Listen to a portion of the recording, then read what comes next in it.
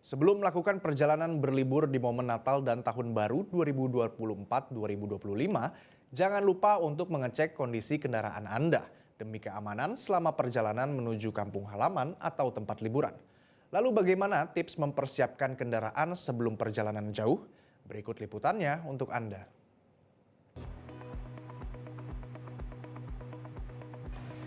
Sebentar lagi liburan pemirsa, siapa yang excited seperti saya? Nah, selain mempersiapkan outfit atau mungkin oleh-oleh untuk kita bawa liburan akhir tahun, penting nih untuk mempersiapkan kendaraan sebelum kita libur panjang. Apalagi ini masuk musim penghujan. Nah, kira-kira apa saja yang harus kita persiapkan? Ayo cari tahu. Nah, kebetulan saya sudah bersama teman saya, Mas Fitra Eri. Halo Mbak Pulpi, apa kabar? Ini Mas Fitra kayak juga lagi siap-siap untuk Kan bentar lagi liburan, jadi nggak ada salahnya kita cek mobil yang mau kita bawa Oke, liburan. boleh dong Mas. Kalau Mas Fitra ini kayaknya mobilnya hybrid. Yes, Kira-kira tahu apa aja. yang harus diperhatikan? Oke, sebenarnya mau mobil hybrid, mau mobil bensin, mau mobil listrik, itu semua perlakuannya sama. Kalau kita mau liburan, dua yang mesti kita persiapkan. Oke, Mobilnya sama orangnya.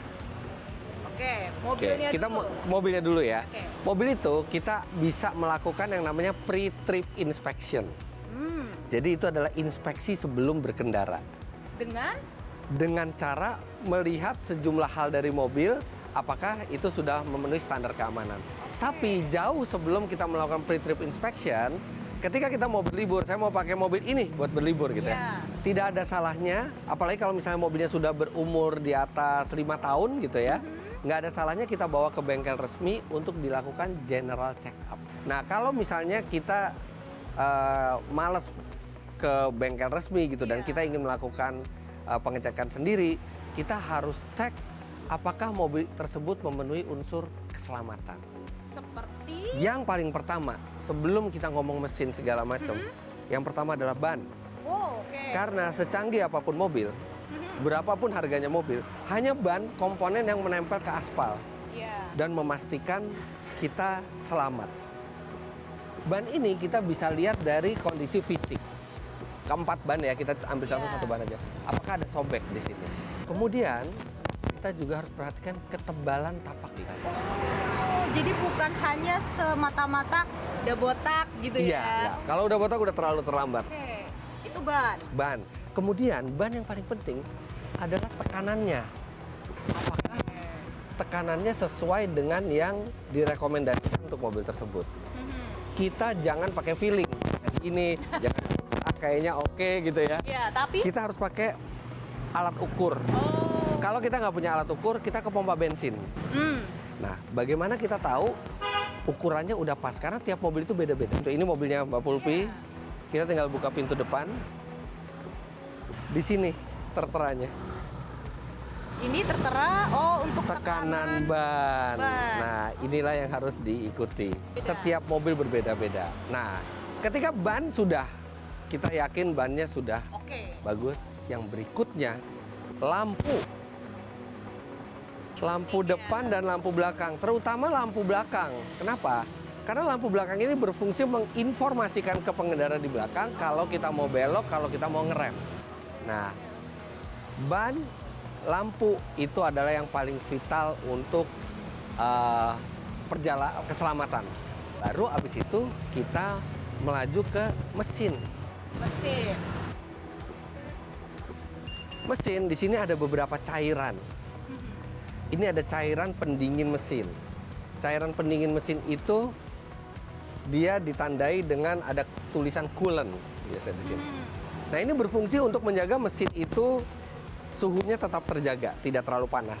Kemudian ada minyak rem.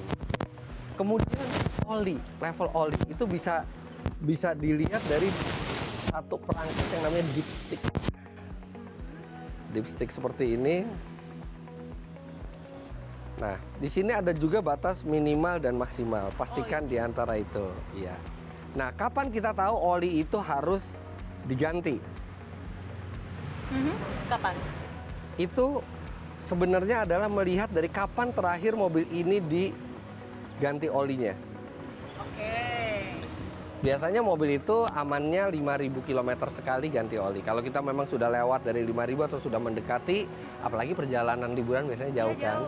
Itu tips mobil. Nah, kalau akhir tahun ini kan, ini memang diprediksi dari BMKG akan hujan deras. Yes. Ada tips tersendiri nggak untuk safety drivingnya? Tadi ban udah ya. Udah. Ban pastikan di atas tread wear indikator. Kedua, yang banyak disepelekan orang dan baru menyepelekan itu ketika hujan, wiper.